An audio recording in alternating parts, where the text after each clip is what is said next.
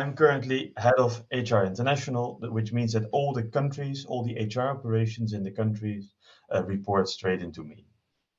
So George, out of this function, you have certainly experienced a lot with all those hybrid working issues and topics in the last months.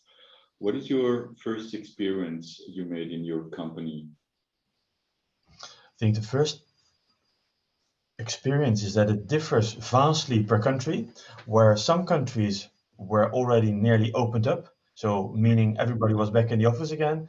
Others are still in complete lockdown, and it changes really by the day. And what I am really amazed at is the speed by which our HR operations, but not only with ABN AMRO, also with other banks, are coming up with new ideas to make this whole new situation work. Because I can remember when we talked, Georg, a year ago, we all thought, no, yeah, this will, within a couple of months, it will be done and over with. And we are still there. And every time we think we have it under control, it's back again.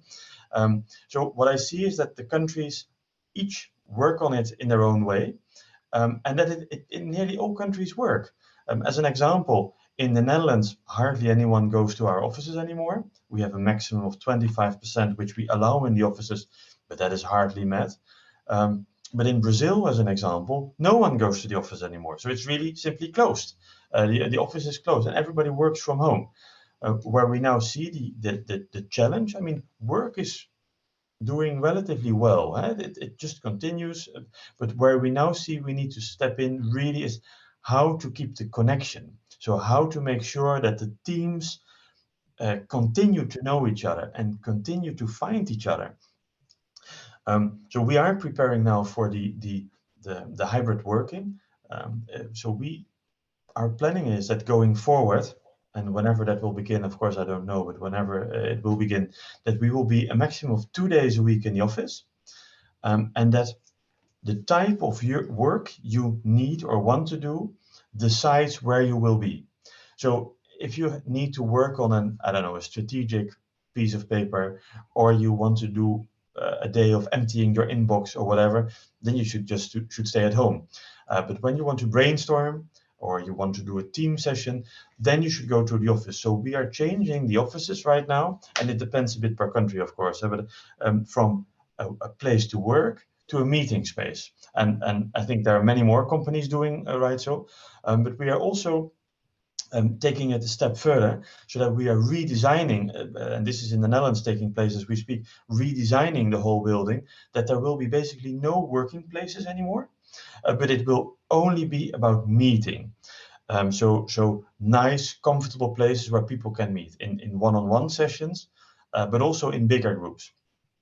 We make a small exception, by the way, for we are making a few workplaces, because the one thing we are still struggling with or working with, and I'm quite sure this won't be a surprise to you either, is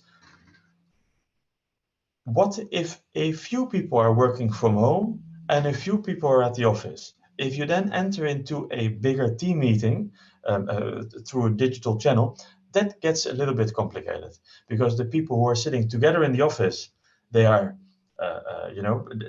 the dynamics between a group sitting physically with each other compared to the dynamics of people sitting behind the screen is very different. So we are also asking people that if they are with a few people in the office, but they want to enter into a team meeting where also digital attendees will be, everybody should sit separately from each other. So everybody has the same starting position. I think that makes sense. And that's also what I discovered in talking with my customers about that. So first, I think when we're looking on the economical difficulties, a lot of my customers are really about reducing massively the square feet of needed office requirements. So there are 20, 30, 40, 50% reducing projects just coming. And of course, in this frame, you have to rebuild. So an own desk with your own computer will be massively reduced in the future. And you know what is also, let's say, I think I still haven't found how to deal with that. Home office comes from office, or mobile office comes from office. Mm-hmm. I haven't found a home office or mobile office way to for a guy, a blue collar in the production building a car. So No, you're right. we haven't. So in banks, or there maybe also be functions where you have to be in an office, whatever, because you have customers and things like that. But in production companies, it's much more difficult to avoid the two world thing, you know.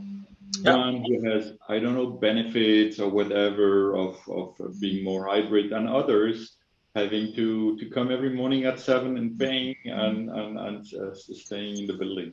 So that's the But thing. perhaps, Georg, that is what it is. Huh? What we saw within the bank is that much more can be done from home office than we expected at first sight. Of course, you need to take care of data protection. You need to make sure that there is still a lot of paperwork in banks going on, but it needs to be scanned at a central point and need to be sent securely to computers. But we found out that much more can be done from home than we thought initially. But I think, as you say, certain things simply cannot be done from home working. And there you need to find, it is a sort of a hybrid working between the, let's use a very traditional terminology here, the blue collars and the white collars. Because you want to avoid that the white collar of a cookie manufacturer or a car manufacturer, I don't know, is always working from home, while the blue collar workers, and I do apologize for the terminology, are always on the factory floor.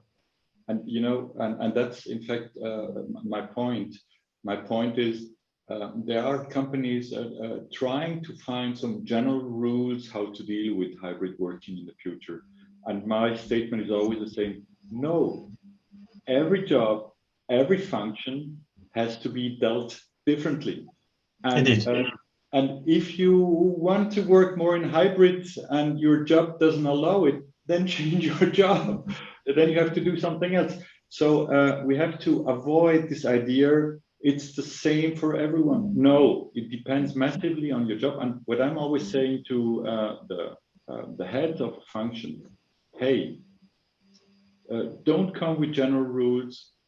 Define, look on every job separately, and define what is the right, even not compromise, the right structure between hybrid or between home, office, whatever, would create the most value for the company. Yeah, I think we have two things on what you're saying here.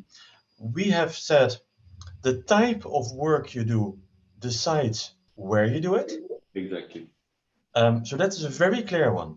And the second one is we offer team workshops where we let the team discuss amongst each other what works for everybody. Because there are some people, for whatever reason, who always want to be in the office, perhaps not necessarily because of the type of work, because of their home situation, I don't know. And other people would like to be a bit more in home office. So we offer globally workshops where we let people discuss these topics, and I think cherish the difference. That is what comes out of this. You know, if it works for the team, it is fine as long as you decide. But I think that as an employer, you should be clear in a few basics. So I don't know. And I don't have a proper example right now, but I think the employer should give the framework, because otherwise people get too inventive, and you might want to avoid that. Yes, and that's a nice idea to do workshops. And in fact, I agree fully with you. The type of job is the first, let's say, frame you have to bring in the room, and then you have situation of the people at home. Can they work at home or not? So other aspects which come into the game, and making workshops on that is in fact the basic. I think we should continue on this in our next talk, George. Let's keep updated on this topic. It's a really nice one, because we are learning by doing at this moment, and I have some nice findings prepared for this session, which I'd like to share. See you next time, George. So